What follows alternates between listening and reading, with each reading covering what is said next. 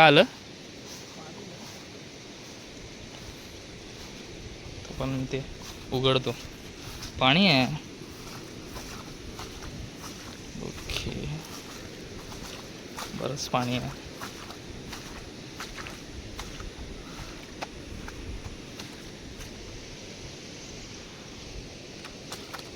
इथूनच जाऊया. वाव. तर तुम्ही मागच्या ब्लॉगमध्ये बघितलं असेल की इकडे आपलं काजूचं शेत आहे, काजूची बाग आहे. तर काजूच्या बागेमध्ये वाढ झालेली जे रान आहे त्याला वाडस म्हणतात. आणि वाडस तोडण्यासाठी आज माणसं गेलेत. हे जे जमीन बघताय म्हणजे हा माळ आहे, सपाट आहे बरोबर. इथे हे जे पाणी आहे, या पाण्याला म्हणजे पाणी वाहत आहे, तुम्हाला दिसत असेल.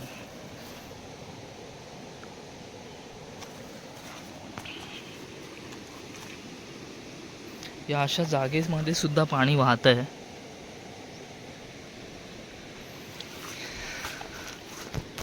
याला आमच्याकडे म्हणतात उमळाट. जमिनीचा भाग थोडा तरी असा वर खाली असेल, अगदी म्हणजे बघताना असं वाटत नाही जमीन की ही आहे काय म्हणतात म्हणजे अशी वर खाली आहे. पण तरी थोडं जरी जमीन वर खाली असली ना तर तिथे साचलेलं पाणी हे थोडं तरी वाहतच. म्हणजे साहजिक. पण सांगण्याचं तात्पर्य असं आहे की वाटत नाही इथलं पाणी वाहतं असेल, पण तिथं गेलं का कळतं की पाणी खूप वाहतं आहे. आणि बाजूलाच खूप सुंदर नदी आहे. वाव.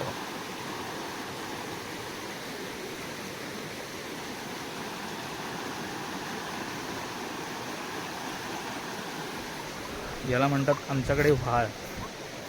नदी पण नाही म्हणतात, नदी म्हणजे मोठं पाणी वाहतं नदीतून. तर ही आमची पूर्ण काजूची बाग. तुम्हाला वाडस काय असतं ते दाखवतो. तर वाडस म्हणजे काय? वाडस म्हणजे ही जी जांब दिसते, त्या जांबीच्या अवतीभोवती जे छोटं छोटं रान दिसतं आहे त्या व्यतिरिक्त जी मोठी झाडे झालेली असतात ती जात वाड. म्हणजे कोकणी भाषेमध्ये याला वाडच म्हणतात. काही ठिकाणी अन्य वेगवेगळी नावं असतील. ते असं तोडून ठेवलं आहे. झाडं ह्या झाडांना वाढ होऊ देत नाही जर ते तोडलं नाही तर, म्हणून हे असं तोडून ठेवलं आहे. गाड्यांनी तोडलं आहे. बाकी पुढे बघू शकता किती जंगल आहे. हेच जंगल तोडायचं आहे जेणेकरून ही जागा साफ राहील आणि या झाडांना वाढ चांगली मिळेल, स्वच्छही राहील आणि जाणं येणं पण होत राहील. असं असतं वाढच. गेल्या वर्षी आजी आजारी होती, त्या दरम्यान ह्या गोष्टी नाही करायला मिळाल्या.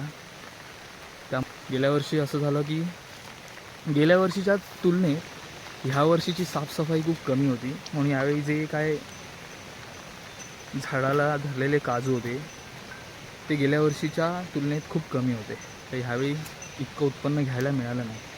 सो म्हणून त्या गोष्टीची काळजी ठेवावीच लागते. आपलं शेत आहे, आपण बागायतदार आहोत म्हटल्यावरती ह्या गोष्टी करणं भाग आहे. त्याच काजू म्हणजे 4 वर्ष आधी जेव्हा आमचं हे काम चालू होतं त्यावेळी डब्बा आणायचो, भाकरी वगैरे आणायचो. ते खाऊन झाल्यावरती आम्ही हात धुवायला इकडे यायचो.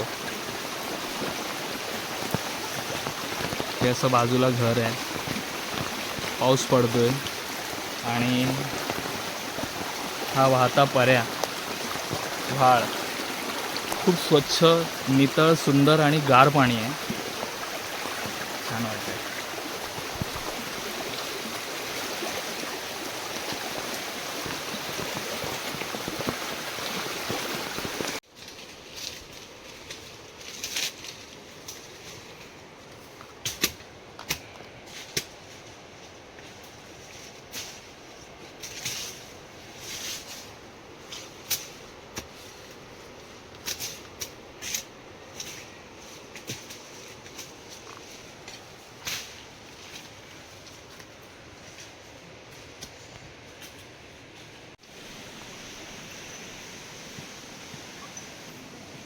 ही जी काठी आहे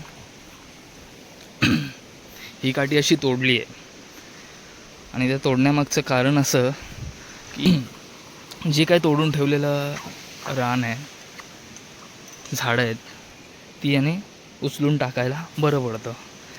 समजा तर हे असं पकडून, एक मिनटं, म्हणजे जर जास्त झाडी वगैरे, म्हणजे ठीक आहे एखाद दुसरं तोडायला काय वाटत नाही, पण जर हे असं जास्त असेल तर त्याचा उपयोग असं वाकून डायरेक्ट इथे घाव घालायला बरं पडतं. आणि याला आमच्याकडे म्हणतात बैल, कारण याला 2 शिंगं आहेत म्हणून बैल म्हणतात. आणि एक प्रकार असतो सुकलेला कचरा काढण्यासाठी, अशीच एक काठी असते, चिवा काठी असते आणि त्याला हे फक्त एकच बाजू असते, म्हणजे ही बाजू असते, ही बाजू अशी किंवा अशी, आणि त्याला म्हणतात बडी म्हणतात, बडी. याला म्हणतात बैल आणि त्या काठीला म्हणतात बडी. ये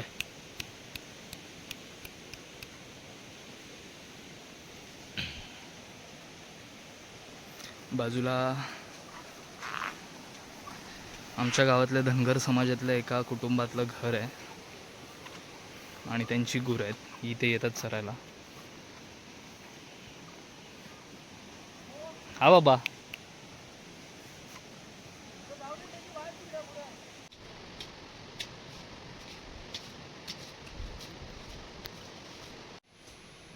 झाड घे बाबू मोठी, झाड घे मोठी,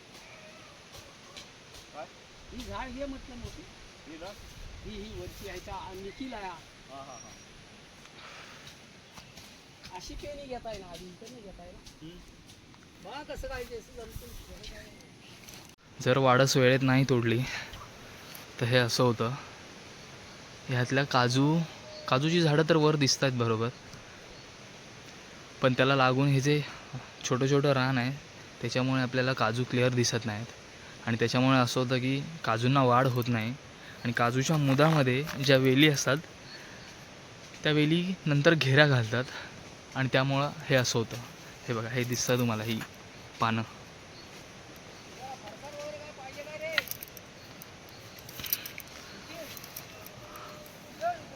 आता आपल्याला इकडून इकडे जायचं आहे, हाच आपला मेन रस्ता आहे, पण पुढे पाय टाकणं कठीण वाटायला लागलं आहे मला. आपल्याला इथून असं त्या साईडला जायचं आहे, खूप वाढ झाली आहे.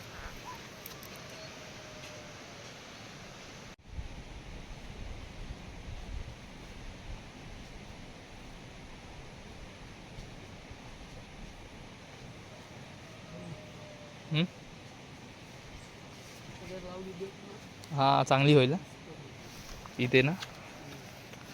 मी तेच म्हटलं, हे आता ह्या पावसामध्ये झालं आहे की उन्हामध्ये?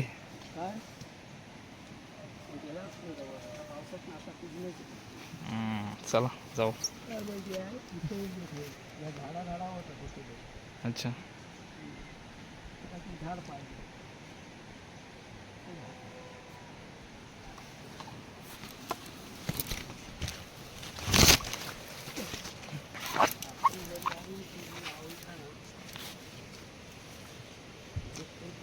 थोडं आणायचं. आपली सखी रुबाबात उभी आहे. सखी